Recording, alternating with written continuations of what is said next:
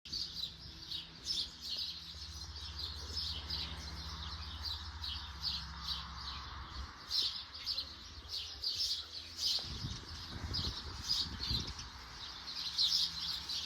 know, that's something that you're going to have to be diligent about for much longer than you want to be, because that's what this is. Yeah, well, no, I don't think it's going to be close to your life, but it's going to be longer than either one of us want it to be, but you are 100% making progress. It isn't, you know, that's not something that, like, you can fix just overnight, because, like, there's reasons that you got there physically, right? And, like, muscle memory is a thing, and it takes time, but I see you catching yourself and fixing it so much more of the time than I used to, so I know that you're on the right track with it, and it is going to get better. And it's probably going to be like, one day we're both just like, oh shit, we don't have to talk about that anymore, that's pretty cool. Rather than like a night and day kind of a thing, you know? Good.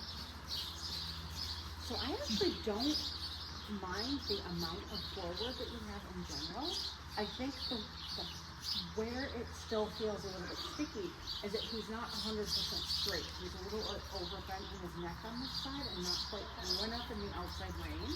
So think about making him more through on that right lane and feeling like he's more supple through your contact on the right, within then going forward, and see if you can put those two things together and make the forward something that feels like he really truly does give you more scope and more swing at every stride, as opposed to that he wants to give you that like burst of he's just trying quick out from under you and then it kind of fades to a place that you're okay with. Does that make sense? And you might find with him, like, I'm trying to remember, he's always a little bit stiffer on the right side, right? That he's like, he gives you a decent hold on the left, but it's that he's not as approachable, right? So you might find yourself that you're going to frequently change directions in the beginning of the ride to help the forward get better. Because I think the more you can get him really all the way down and through, and that he's not, he always gives me this feeling like he's just, like the middle of his neck is bulging slightly to the right. And I want to be able to have you fix that because you make him straighter from his right hind through your right leg to the bridle, not because we mess around with his head at all, if that makes sense. Because I don't think the contact itself is bad, I think that's just where he holds his tension and crookedness. And I think that is very much the reason that you sometimes feel him get stickier on this side, because when you're first warming up, you're not as diligent about keeping him as together as you are toward the end of the round. And I think the more you work on, like, no, I need you really truly between two legs, up to my seat, and forward from two seat bones, forward to both sides of the bridle, but there really is that clear, even connection. I think that's going to help with that last little bit of getting him to feel easier in the forward. There you go. Nice. Yeah, that's not, do you feel the difference in that, right? Yeah. So when you, I want you to kind of challenge yourself that when you feel him like he's sluggish and sticky, before you try to adjust the speed, check the straightness. Yeah, whenever you're ready. You go ahead and kind of pick the pattern of that.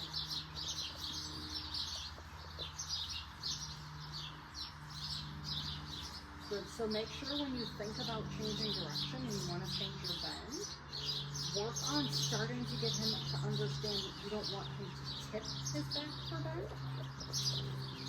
Like when you go on a bending line, I never want like your inside seat bone to be lower than your outside. I don't want that motorcycling effect. So you've got to make sure when you go to change direction that you're really staying super even in your seat so that he doesn't have an easy out by leaning. Good. Shoulder blades back and down so they're kind of part of the back of your seat, supporting the back of your core. Good. The thumbs on top so that the elbows don't stick out too much and get pointy on you. There you go. There you go. Super. and a little bit more through on the outside rein, and then more supple on your inside rein. So the problem is definitely that you need to yield more to that right rein. But on this side, if you just work on the right rein, you probably twist his head, huh?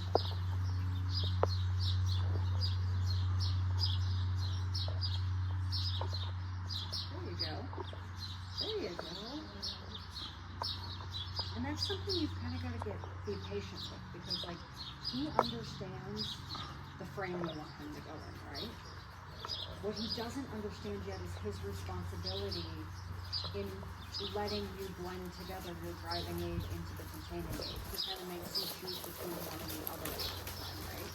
Totally not a big deal. That's a baby thing, right? They all do when they're babies. But he's getting to the level now that, like when you ask him to yield to the bit, he says yes. When you ask him to go, he says yes.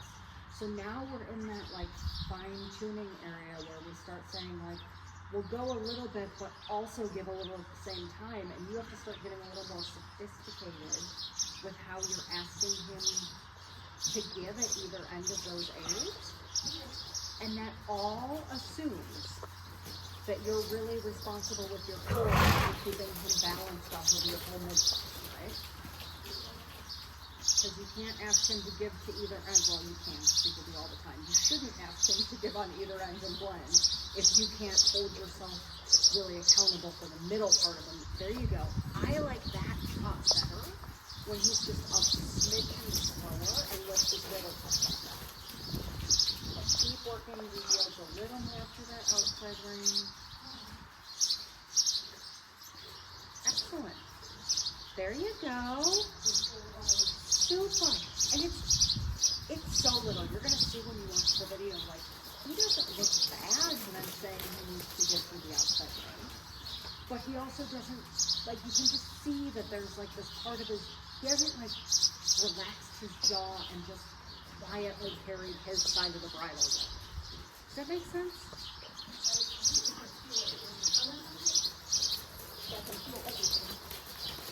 But don't always notice it happening. Okay.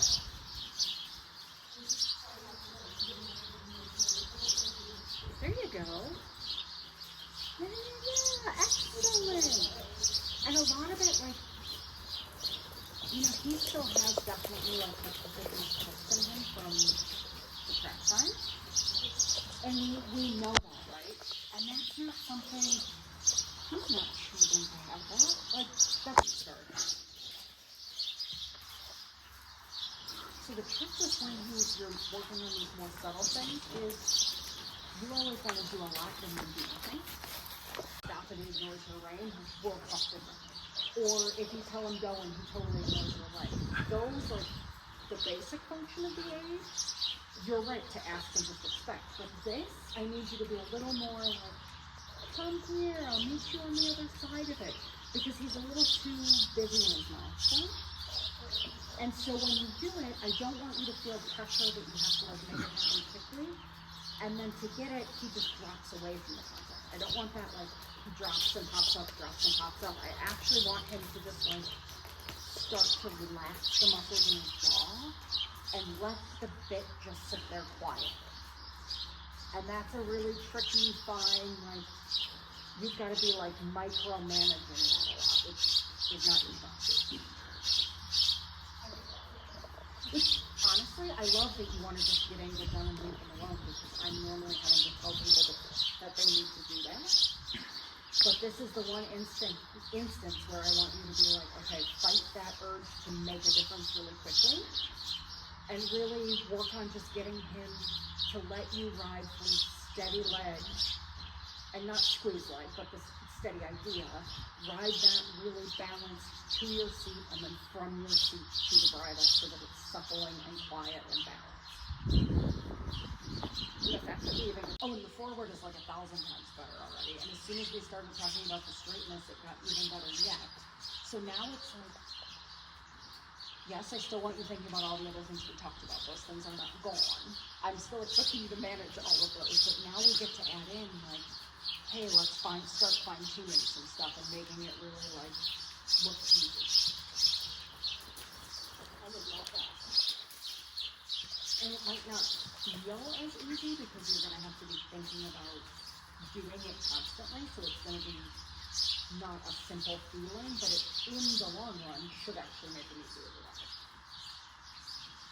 Whenever you're ready and you want to put them back together, we'll go right back to that same idea that we're just gonna, I want nice, steady state shot, and I want the forward to feel like there's energy and there's something left in the tank.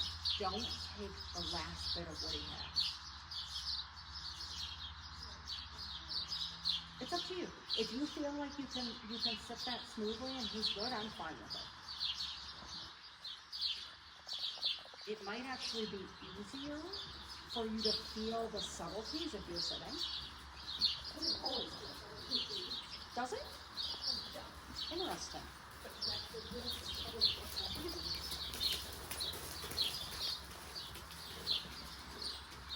think I just heard too many young horses. I love posting. When people tell me they like to sit, I'm like, why the hell do you like to sit? I would post an entire Grand Prix test if someone let me. I don't know, I'm a weirdo and I like it, but I'm like one of the only people I know. This is excellent. Excellent. And make sure too, when you're sitting, be careful that you don't end up gripping in your like knee, like the bottom part of your thigh right above your knee. Make sure that doesn't end up getting tight. Really let yourself sit on your sit bones and then let them slide. I don't want you to feel like they bounce up and down. I want it to be more like the energy, not like a scooping. I don't want you to think like down and in with your bone, but just really think like you're gonna let the seat bone each side go toward his body. So like left, right, each side, good. Shoulder blades part of, we're saying no big deal. They've all been suddenly seeing horses there. I'm guessing the weeds have grown up enough that they're like popping in and out. There you go, keep them through on the outside hand. Good, thumbs on top so that you can use your fingers all a little bit easier. Good. Yep. And think about each seat bone being separate. When you need to make him go more forward in the trot when you're sitting, be careful you don't try to push with both seat bones at the same time and accidentally break the rhythm. It's totally okay to like think about your going forward to be like left, right. That like each hind leg does its own bit of the forward rather than just one forward moment. There you go. Swing left, into leg contact. Yes. Nice. This looks beautiful. And as that feels steady, if you want to put a little bit more power into it, you can. But I want you to try to make the power. Don't think about making his stride a whole lot longer. Think about making it rock here.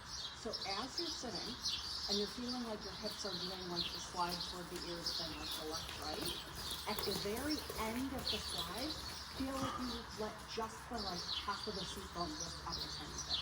So that you're like, there's a bounce at the end of it. So it's like slide lift, slide lift, slide lift. Does that make sense for everyone? It's a, yes. Yeah, and that, because I don't want you to dig and push for the strides, because he's a thrower and he's going to get so pissed at us if we do that, right? There are some warmboards you can do that too, but they're all the ones with like the really old bloodlines.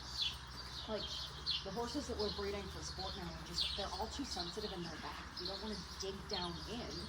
You just want to slide and give that little bit of lift when you're using your legs. It's like, come up behind me. Come under and lift your wiggles up. Nicely done. Good. Stay anchored through the outside elbow. Don't let it start popping out. You got this. Shoulders down. There you go. There you go. That is better in your position. Excellent. You do such a good job of trying to ride what you're feeling under you, but you have to be very careful when you're thinking about the feeling that you don't start getting too light and floaty in your body and letting the top part of your core stop anchoring to what you're feeling. Like I think I know why you're doing it, because I do it sometimes on the real baby ones. Like you want to get light and make room for them to do it. And I don't actually want you to do that. I want you to stay seated so that he has to start coming up under you and lifting you up eventually. There you go. Yes. Yes, yes, yes, yes, yes. Nicely done. Super job. Whenever you're ready, let's try a canter from this kind of positioning. I like it a lot.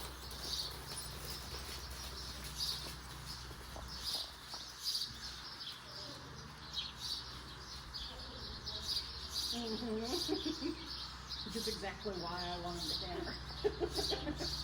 Which I know is a little tricky with him. If he misses the transition again, I know that's frustrating because of where you're coming from with him. But also, if you can do that kind of a trot to a nice, relaxed, supple canter, like the judge is going to have to give you an 8 if not a 9 for it, right? Good.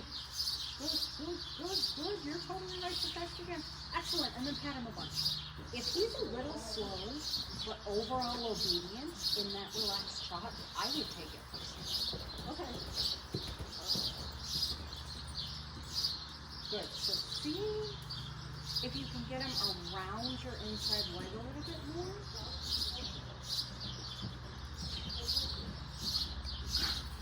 There you go. Good. Good, and off your inside leg at the same time, so that you're, there you go. There you go. I feel like you're doing all the right things, you just kind of got to wait it out a little bit. Good, careful not to get pulled forward in your right shoulder though, and kind of, I feel like you're guarding against that lean, and you've actually got to sit up and get a little bit more into the left seat bone. Keep that balance. There you go. I don't hate that. I don't hate that at all. I don't love what his pole is doing, but I like better what the body is doing. Wait that out. Good pattern.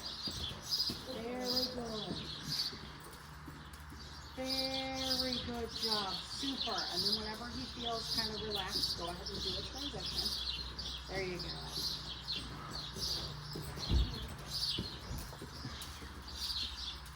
We'll keep him off the right leg in the transition. Go ahead and then think about each seat bone swinging separately, so you go right back to that looseness. And let that all get settled and get quiet again. Be careful that he's not swinging the left hind out. Feel those moments? Yeah. There you go. There you go. That's lovely. That is absolutely lovely. And then as you're trotting around, see if you can kind of think about like what a shoulder forward feels. So that you're really like, I don't really need him in shoulder in, but I really want you to school the suppleness around that right leg, like ahead of going into the canter. But as you're doing that, make sure you're thinking about how does he still feel connected on the left side. Because I think when you're cantering, I think what's happening is he's telling you in order to use the left hind, he has to go really straight and stiff. And I need him to be a little bit more, that he lets you bring his nose right a little bit more and stays up. So there, like that's too much. He's wanting to tip his right ear down, and I need his right ear to stay up. Okay. You have the right idea, but I need that to be more coming from behind the saddle and less coming. There you go. There you go. Feel the difference? Excellent. Excellent. That's the feeling I want you to try to take them into the canter whenever you're ready. And really the same in your body too. Be careful he doesn't tuck you into compensating in your body to keep him into the position you want. Good. Keep it upright. Yes, that's okay. Keep him straight. Just shoulder. There you go. That's the position I want. No more than that. I don't want you to go shoulder in, otherwise we're going to lose that left arm. Just thinking shoulder forward. So you're really riding the left side through, the right side around and supple. There you go. Yep, wait him out. Keep your contact on the right steady. There you go. Which I know sounds weird because normally I don't ever say that on the inside rein. It's normally elastic. But he needs to actually settle his own self to it. Or it's more than you doing anything, if that makes sense. mindfulness over half halt on your left rein. Try to start using, when you feel that moment where you want that left rein half halt, try to help yourself with your body. Like, it's gonna sound really weird, but I used to have this woman trainer who didn't know very many words, and she would tell us to half halt with our armpit. And so it's literally like you're gonna use your shoulder, but you're gonna tighten the muscle like in your armpit, like right under your, like where your jaw would sit, to anchor your left side. There you go. Yes. Yes, there you go. I know that sounds weird, but you feel the stability it gives you? Okay, good. Everyone looks like they're like my armpit, and I'm like, just do it. Excellent. Kim, excellent job. I love it. Whenever it feels stable again, go ahead and do your turn. Go thank you. Beautifully done. And then he can stretch out and have a walk break and get rewarded for that. I like that a lot. I think the more you can start getting to doing like those body half halts with him, and the less you do the rein, that's going to help him settle into that body. And you're to that point that I think that's like, which is really exciting actually, because like now riding starts to get fun, you don't have to use your hands to stay alive all the time. You're actually getting, you're not supposed to change a lot in your hands when you're in the transitions itself, but that also assumes that you have them in a good place to begin with. And like that's where like we were talking about in the beginning, like, so I was like, good, this is perfect, let's do our transitions from here, because he was finally actually, he doesn't hold his end of the bridle. Sure. You know, like I always describe that like, so many people think like we hold the contact.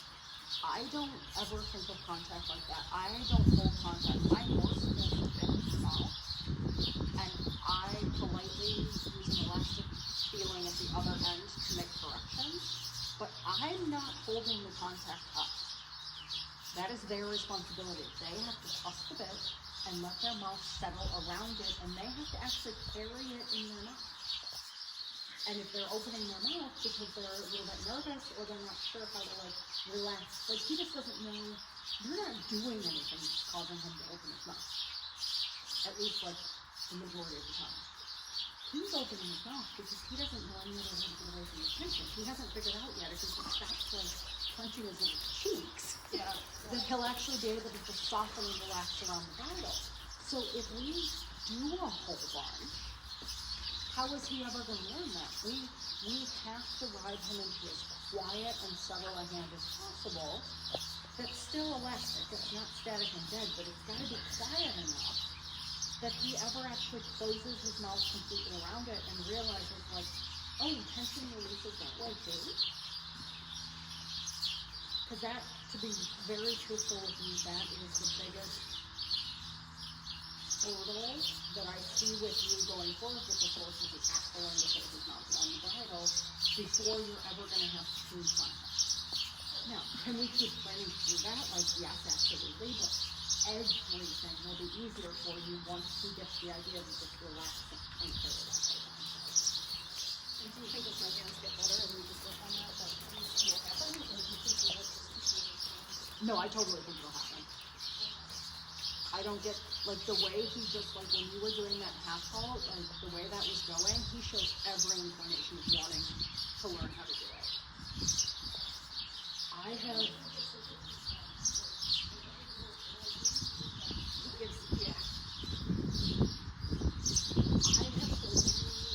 my career, with all the horses I've ridden, I've only had two where the mouth was not. And one had had such severe damage to its tongue that I don't think it was ever going back in the mouth. It was bad.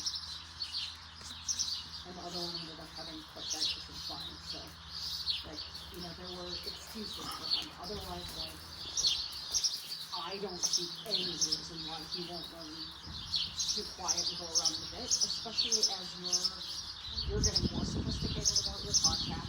You are very aware of that you want to override the hand, and you're doing your best to not override the hand. And the more you continue to work on that, he's only going to learn to trust you more.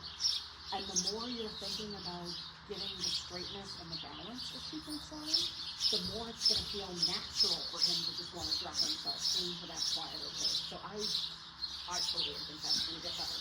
I don't know how quickly it's going to get better. Some are going to take a lot longer than others. You know, only time is going to tell that, but right now, I don't see that being like, he's just always going to do that. But, no. Cool. Whenever you're ready, we'll put them together and do the same game on this side. And take your time with making the chart really feel good and really feel like it's totally soft and through before you ask for your transition.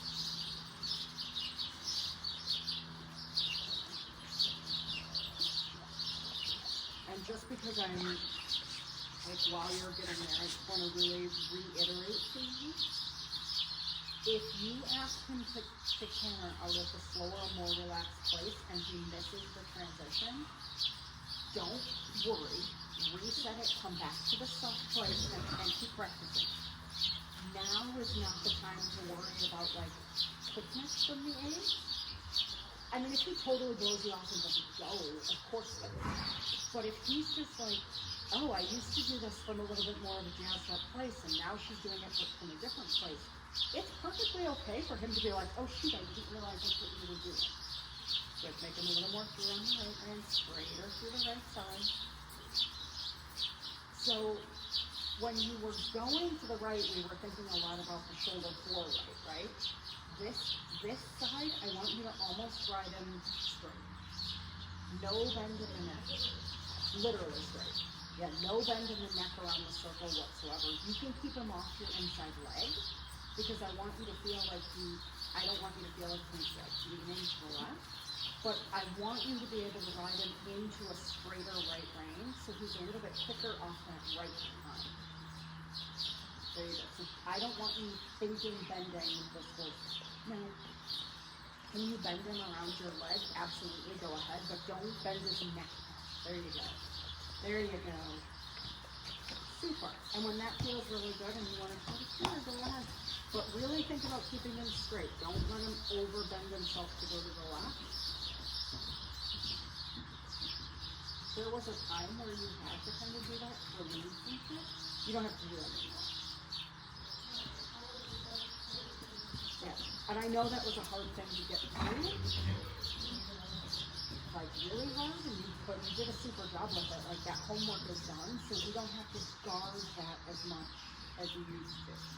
Good. So here too, make sure you're not riding too much left rein. Think about getting him more balance from his right. How do I say this? I need him to balance more from his right hind, but I don't want you to use a lot of right, because I don't want to make the canter get thick. So you're going to want to think to ride your right seat bone more connected to the bridle, more than you're going to want to think leg. There you go. There you go. It's much better. Super. And then be very soft with the left. There you go. There you go. Straight through the right. Keep the right hand small. I know that sounds weird, but don't let him get too big with the right hand. Because then he pushes himself too strung out when he gets too big like that, right? Putting scope back into this horse is not, yes, beautiful, super. And then when you're ready, you can have a little bit of preparation and reward for that. That's good. Keep him straight after. Keep him straight. There you go. That makes sense with not letting him go too big with that right hind right now, right? And I know it sounds weird because we all want the canter to have more scope, right?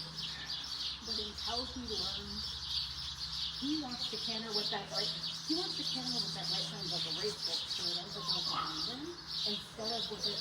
So we have to steal the under so he starts having more carrying power versus just that pushing running power. Excellent. Whenever it feels great, then you do the transition and we do a little more canter on this side. Thinking about that idea that we're going to keep him, it's not short and tight like selection, it's just balance to your seat that he can't stand on longer to give you the, yep, that's okay. You just panicked and rode really weirdly there, I don't know what happened. We're just gonna do that one again and not worry about it. Just keep him straight. Feel him getting crooked there, straighten him out. Straighten him out. Good. Yes.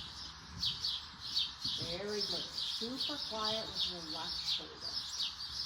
I don't want the hand stiff, I still want the elbow to follow, but I want your body really stable so that I don't want you to be stiff, of course, I still want you to be very supple so that he can pick you up and move you, but I want you to be unbelievably predictable for him. I don't want him to think, is she going to move, is she going to half hold, is she going to do something? I want you to just be there and he's like, oh, there you go. There you go, right shoulder blade. Keep that right hand organized. Yes. Good. There you go, and trust him to make that a little bit smaller. And if he ends up, breaking, just let him. But see how small you can make it. There you go. There you go. That's okay. And then let him do the transition.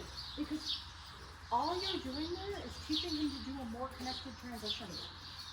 And in the meantime, you're starting to school the muscles that we're eventually going to want. So, like, what does it hurt to do it that way and just kind of show him, like, hey, I'm going to make this small, and then just act like it was your idea to do the transition. It's not that I want you to put him in a place where he breaks, but I want you to... Exactly. Like, you just make it small until he's like, is this what you want? And then he gets comfortable with the idea of making it smaller. Good, straighter to the right side. Straighter to the right side. Good, and then think about that feeling in your seat again, where it's that right, left. And then add a little leg with a little lift to make it fluffier. There you go. And not fast. Fluffy. There you go. There you go. Keep that fluffy. Good. Yes, good. But remember, don't ask only one hind leg to go forward. Ask both hind legs. Don't just say go forward and only the left hind listen. Say to him like, left, right. Good. Keep your elbows down. Be predictable. Good. Right shoulder blade is part of this. There you go. Super. Right arm. Excellent. Wait that out. Just wait it out. Keep riding. Don't change anything. Just keep your finger on it, keep swinging through. This is where he has to learn to carry his end of the bridle. So there where he's like, oh, this is really hard, you should change something. Don't. Just wait him out. Excellent. Yep, a little bit more forward with that right sequence. There you go. There you go. Super. And again, fluff up the right a little. Oh, yeah. Oh, too quick. There you go. That's all right. No big deal. Wave it out. Excellent, Kim. Super job. Super. Subtle through that right hand. Good. Keep your left shoulder back and open. Be careful not to lean down and in into that twist he's giving you. There you go. There you go. Keep him feel the difference again there. So remember what I said in the very beginning. That's true at the end too, or the middle, or wherever you happen to be. If he feels like he's getting stuck, check your straightness before you go forward. There you go. And that doesn't mean you're not going to ask him to go forward.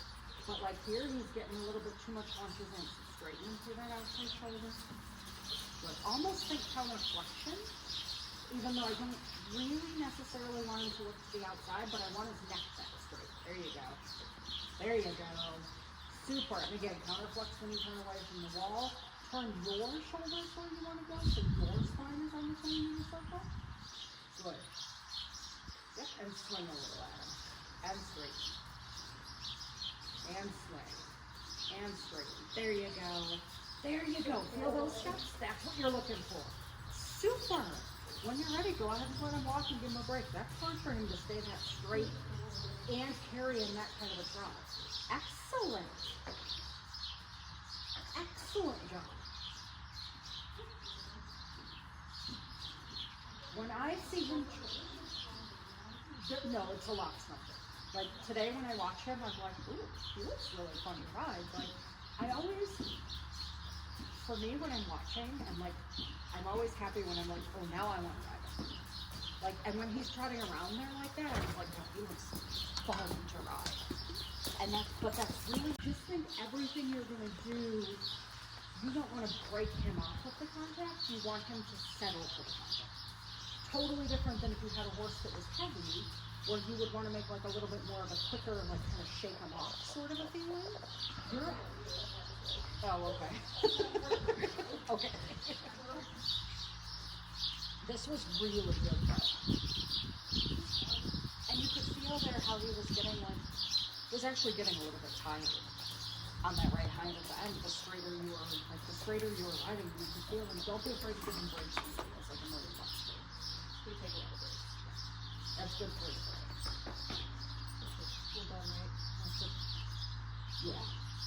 Part of me wants to do a little more, but for him we should be done because this was very good, and we should err